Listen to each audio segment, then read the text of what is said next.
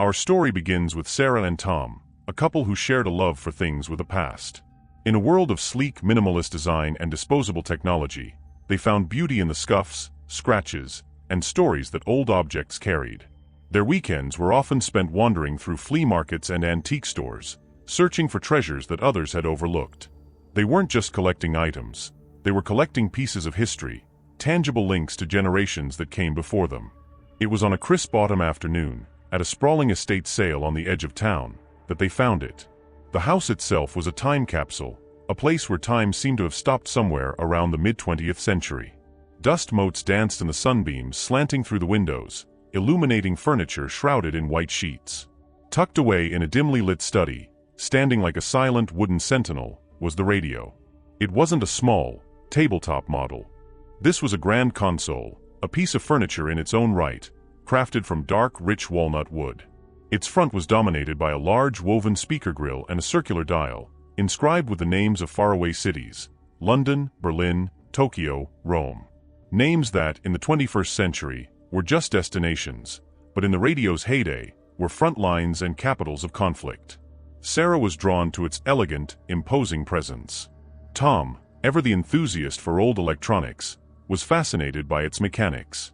He ran a hand over the smooth, cool surface of the wood and gently turned one of the large Bakelite knobs. It clicked with a satisfying solid sound that modern plastics could never replicate. The seller, an elderly man clearing out his parents' estate, told them it hadn't been turned on in at least 50 years. For $75, it was theirs. A piece of forgotten craftsmanship, destined to become a beautiful, silent centerpiece in their living room. Or so they thought. Getting the heavy console home was a task in itself. They placed it against the main wall of their living room, where it immediately looked as though it had always belonged. For a few days, it served its expected purpose as a conversation piece. Friends would admire its classic design, its Art Deco curves, and the beautiful grain of the wood. Tom, however, couldn't resist the challenge. He was determined to see if he could bring it back to life. He spent an evening carefully inspecting the wiring, replacing a frayed power cord, and gently cleaning the dust from the intricate web of vacuum tubes visible through the back panel. He explained to Sarah how these tubes worked, how they had to warm up, glowing faintly like tiny embers before the radio could make a sound. It was a process, a ritual, so different from the instant-on nature of their modern devices. Finally, the moment came. With a sense of cautious optimism, Tom plugged it in. For a long moment, nothing happened. A faint, low hum filled the room, the sound of old electronics drawing power for the first time in a generation. One by one, the vacuum tubes began to emit a soft, orange glow. Sarah and Tom sat on the floor in front of it, watching and waiting. Tom turned the volume knob. A loud crackle erupted from the speaker, followed by a sea of static. It was the sound they expected, the sound of a radio searching for a signal across an empty dial. Tom began to slowly turn the large tuning knob, sweeping through the frequencies. More static, the faint ghost of a modern AM station, then more static. He was about to give up, to accept that it was just a beautiful piece of silent furniture after all, when something changed. Through the hissing static, a new sound began to emerge. It wasn't a modern song or a talk show host. It was music. A full brassy orchestra, playing a swinging melody that felt both joyful and strangely melancholic. It was a sound straight out of an old black and white film. They looked at each other, confused but intrigued. Maybe they had stumbled upon a specialty station, one that played old-time music. Tom fine-tuned the dial, and the static receded further, the music becoming clearer, sharper, though still veiled in a characteristic crackle that spoke of its age. The song ended, and for a beat, there was only the faint hiss of the carrier wave. Then, a man's voice filled the room. It was a calm, measured, and distinctly formal voice, with an accent they couldn't quite place but knew they had heard in old newsreels. The announcer spoke, and the words he said sent a chill down their spines, freezing them where they sat on their living room floor. He said, "Good evening, America, from the Blue Network. The date is December 9th, 1942. The air in the room grew heavy and still. The only sound was the crackle and hiss from a handsome wooden box, and the calm, confident voice of a man who believed he was speaking to a nation holding its breath. 1942. The words hung between Sarah and Tom, an impossible statement that defied all logic. Tom, the pragmatist, was the first to break the spell. He scrambled to his feet, a look of intense concentration on his face. "This is a joke," he muttered, more to himself than to Sarah. "It has to be a prank." He immediately grabbed his smartphone, its bright screen a stark contrast to the soft glow of the radio's vacuum tubes. He started searching frantically. Pirate radio stations in their area. Old-time radio broadcast hoaxes. Recordings of the Blue Network. His fingers flew across the glass, a 21st century response to a 20th century mystery. But he found nothing. No known pirate broadcasters in their state were dedicated to such an elaborate, specific reenactment. No forums mentioned a prank of this nature. The Blue Network, he discovered, had been a real American radio network, a predecessor to the modern American Broadcasting Company, or ABC. But it had ceased to exist under that name in 1945. While Tom was lost in the digital world, Sarah remained on the floor, mesmerized. She wasn't trying to debunk it. She was simply listening.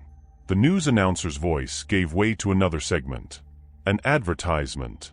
It was for a brand of soap she'd never heard of, promising to keep hands soft for the hard-working woman on the home front, with a cheerful jingle that sounded both innocent and completely alien. Then came the news. The announcer spoke of naval engagements near the Solomon Islands and the ongoing campaign in North Africa.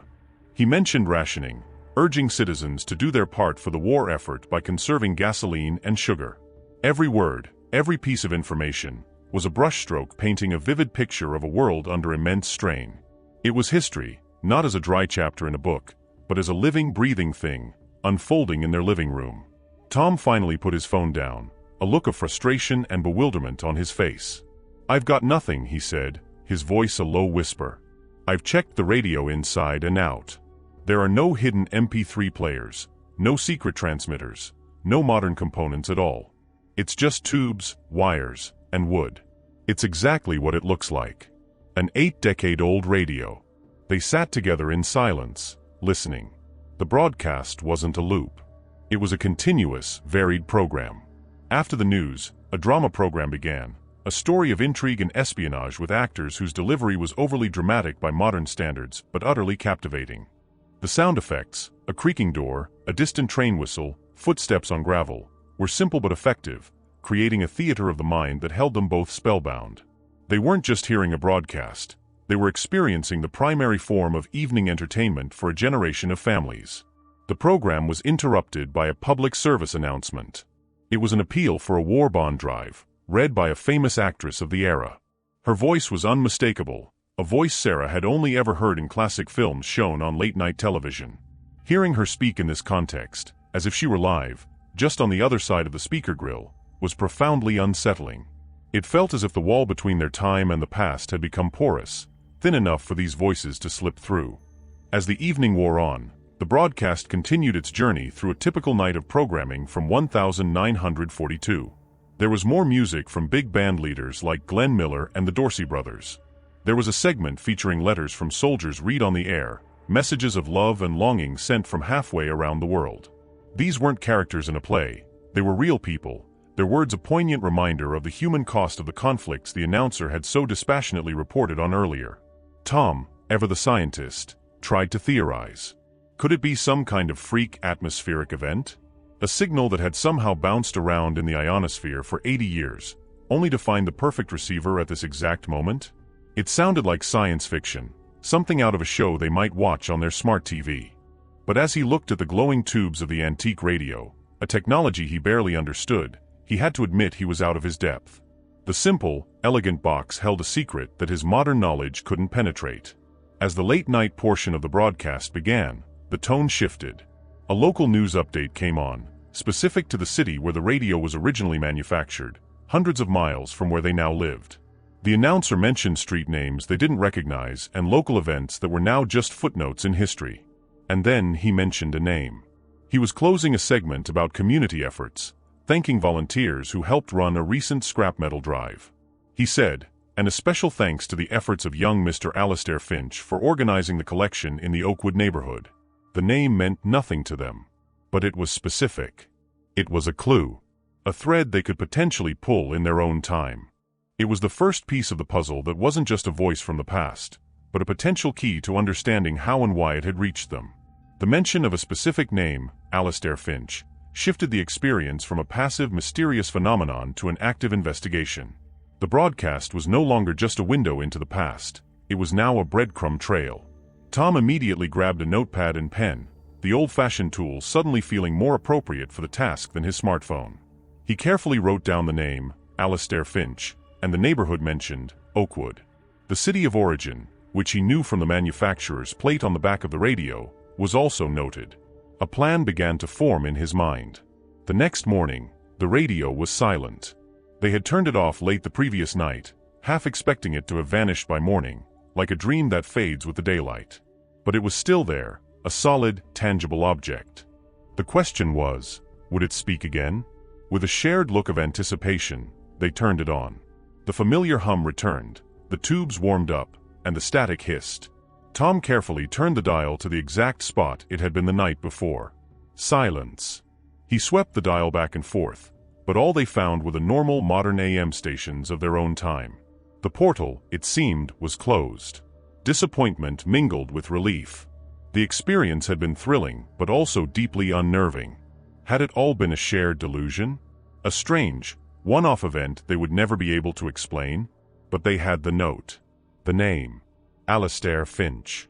Their focus shifted from the radio itself to the information it had given them. The mystery was no longer contained within the wooden console. It had expanded into the real world, into archives and public records. Their first step was the internet, the modern oracle. Tom started with a broad search, combining the name Alastair Finch with the city of the radio's origin. The results were initially sparse. The name wasn't uncommon, but finding the right person from 80 years ago was like searching for a specific grain of sand on a vast beach. He narrowed the search, adding terms like Oakwood neighborhood and 1942. And then he found something. A digitized copy of a local newspaper from that city, dated December 12, 1942.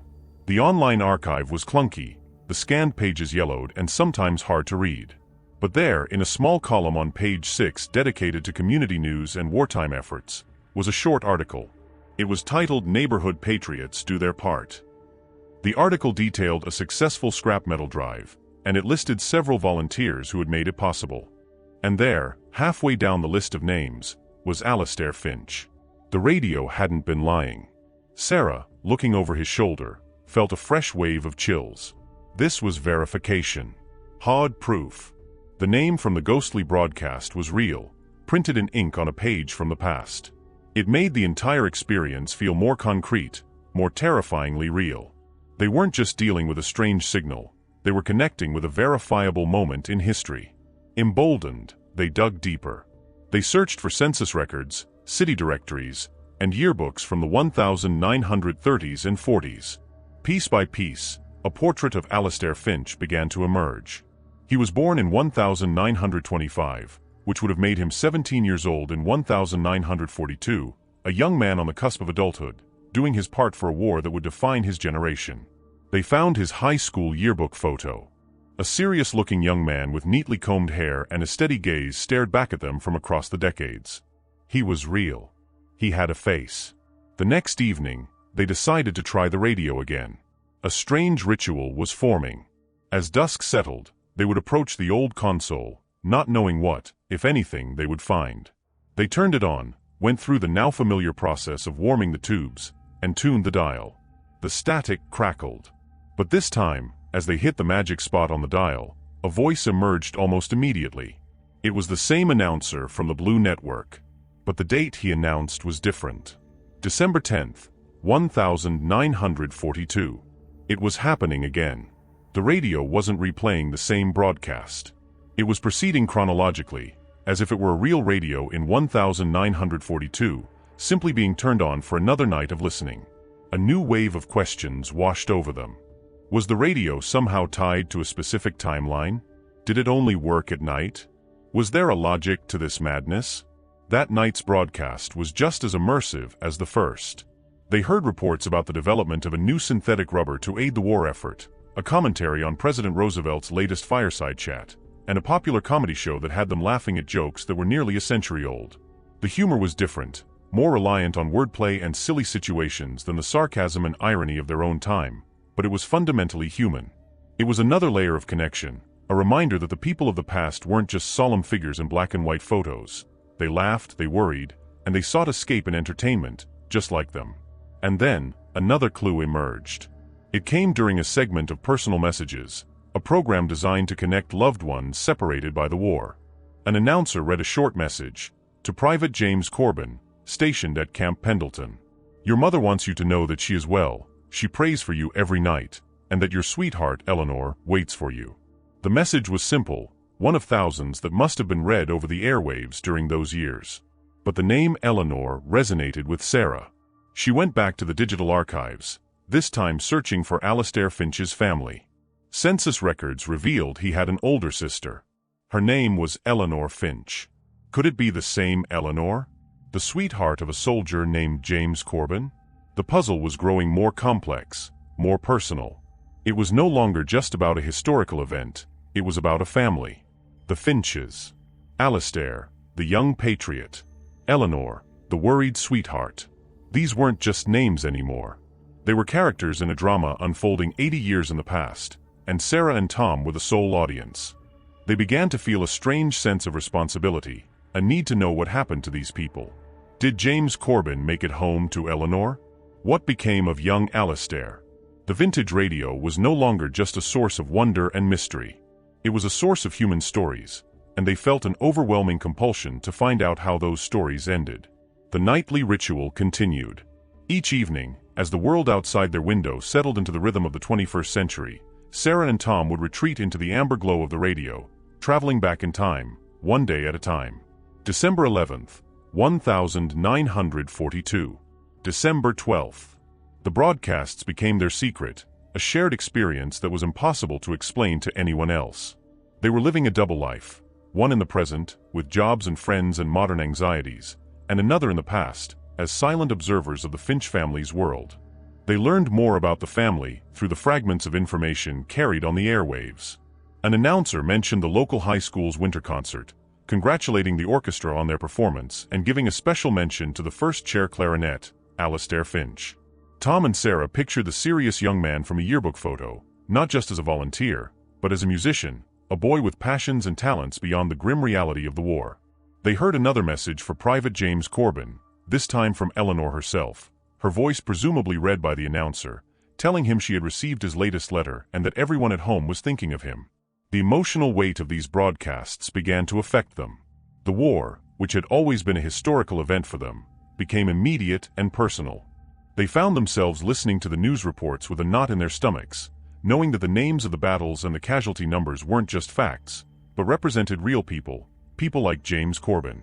The advertisements for war bonds, the calls to conserve resources, the patriotic music, it all came together to create an atmosphere of collective anxiety and resolve that they could feel through the speaker. Their investigation into the Finches intensified. Online records could only take them so far. It was time to move from the digital world to the physical. They decided to take a road trip to the radio's city of origin, a 6-hour drive away. Their goal was to visit the local library and historical society, to see if they could find more tangible connections to Alastair and Eleanor. The city had changed immensely in 80 years, but as they drove into the older part of town, they could see the ghosts of the past in the architecture and the layout of the streets. Their first stop was the public library.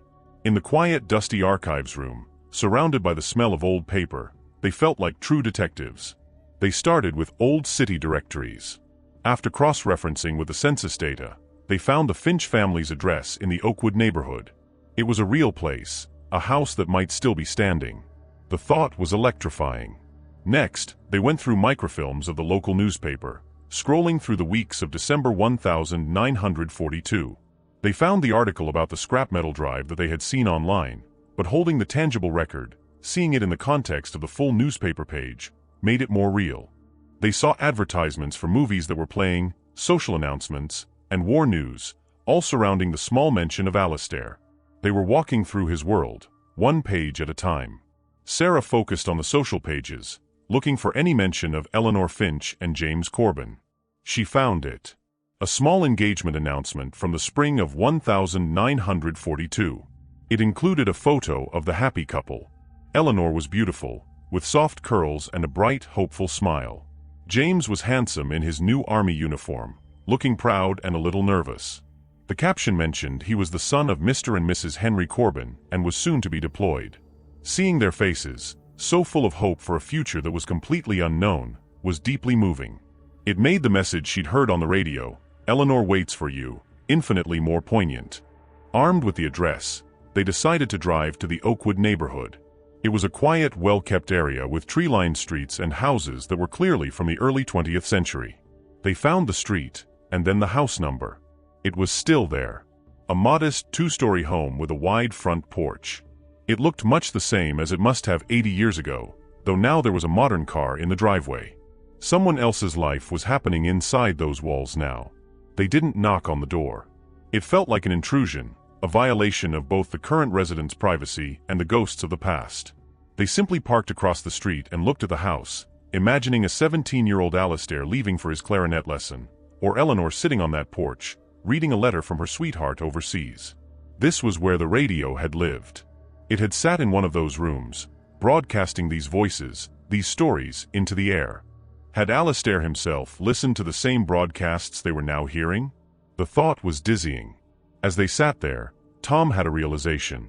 The estate sale where they'd bought the radio, it had been on the outskirts of their own town, not this city 6 hours away. So how did the radio get from this house to that estate sale? The seller had mentioned he was clearing out his parents' house. Could there be a connection? They drove back in a thoughtful silence, the pieces of the puzzle swirling in their minds. That evening, back in their own living room, they turned on the radio once more. The date announced was December 14th, 1942. The program was a mix of music and news, but then came a special report, a bulletin that interrupted the scheduled programming. The announcer's voice was more somber than usual. He reported on a major naval battle, a costly but strategic victory for the Allies. And then he began to read a preliminary list of local men who had been reported as missing in action. Sarah and Tom held their breath. They listened as the announcer read name after name, each one a hammer blow. The list was long. And near the end of it, the announcer said a name that made the air in their living room turn to ice. Private James Corbin. The announcer's voice continued, moving on to the next name, but for Sarah and Tom, the world had stopped. Private James Corbin. Missing in action. The words, delivered with the formal gravity of a bygone era, echoed in the sudden, profound silence of their living room.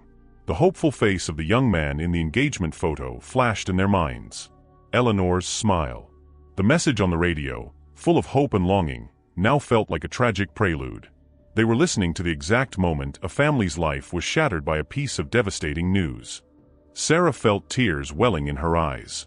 It was one thing to read about casualty lists in a history book. It was another entirely to hear a name you had come to know, to hear the news as it was delivered to a community, to a family, to a sweetheart waiting by the radio. The barrier between past and present felt non-existent in that moment.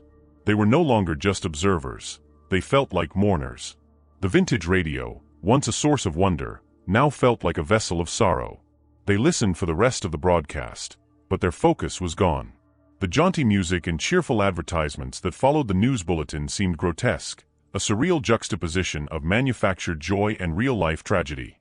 How could the world just keep going after a piece of news like that? But it did. That was the reality of the home front, a reality they were now experiencing with an unsettling intimacy. When the broadcast ended for the night and they switched off the radio, the silence it left behind was heavier than ever before. The next day, they felt a renewed, almost desperate, need for answers. The mystery was no longer about a strange radio signal. It was about what happened to the Finch family after that terrible news. Did James Corbin ever come home? What became of Eleanor? And what about Alistair, the young musician who was now the man of the house, left to support his sister through her grief? Tom picked up the thread of his most recent thought, the estate sale. The seller had been clearing out his parents' home. He found the original online listing for the sale.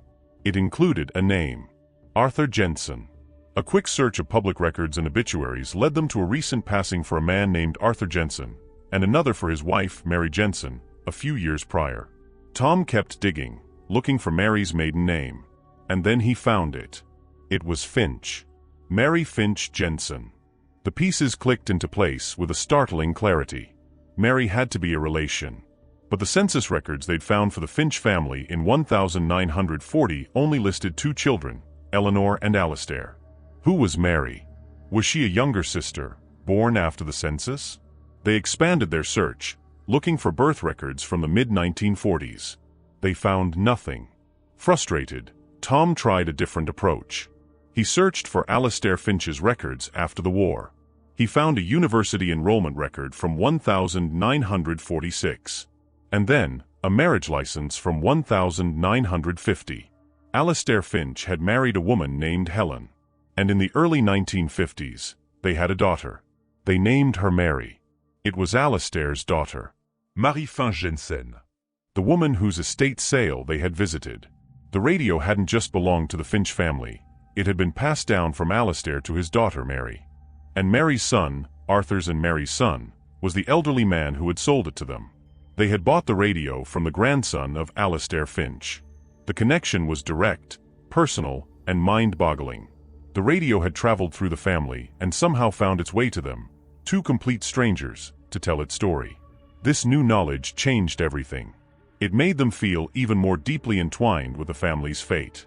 That night, they approached the radio with a sense of reverence and trepidation. They knew the broadcasts couldn't last forever. The timeline was progressing. What would happen when they reached the end of the story? They turned it on. The date announced was December 18th, 1942. A week and a half had passed in the past since they first tuned in. The programming was subdued. There was Christmas music, but it was tinged with a deep melancholy. Carols about peace on Earth felt painfully ironic against the backdrop of the war news, which was still grim. There were no more personal messages for James Corbin. There was only a quiet acknowledgement of the local families who were grieving during the holiday season. And then, a new kind of message came on. It wasn't from the Blue Network's national feed. It was a local station identification, the same one they had heard when Alastair's name was first mentioned.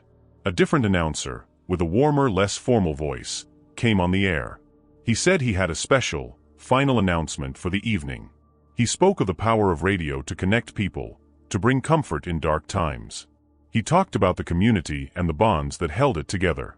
And then he said, "We have one last piece of music for you tonight. It is a special request, dedicated to all those who are waiting for loved ones to return. It is also dedicated to a young woman in our community, Eleanor Finch, as a message of hope from her brother, Alastair." A hush fell over the airwaves. And then the clear, pure sound of a single clarinet began to play. There was no orchestra, just the solo instrument. It played a slow, heartbreakingly beautiful rendition of "I'll Be Home for Christmas." The melody was simple, but the performance was filled with an emotion that transcended time. It was a sound full of sorrow, yet defiant in its hope. It was a brother's musical embrace for his grieving sister. Sarah and Tom sat, barely breathing, as the last note hung in the air, played with a gentle, fading breath. They knew with absolute certainty they were listening to 17-year-old Alastair Finch. This wasn't a recording being played by the station. This was him, live, in the studio, pouring all of his love and grief and hope into his instrument. When the song ended, the announcer came back on, his voice thick with emotion. That was Alastair Finch on the clarinet. "Good night, and may you all have a peaceful Christmas." The broadcast faded into static. Tom turned the dial, but there was nothing. He turned the radio off and on again. Just static. The portal was closed. And this time, they knew it was for good. The story had been told. The message had been delivered.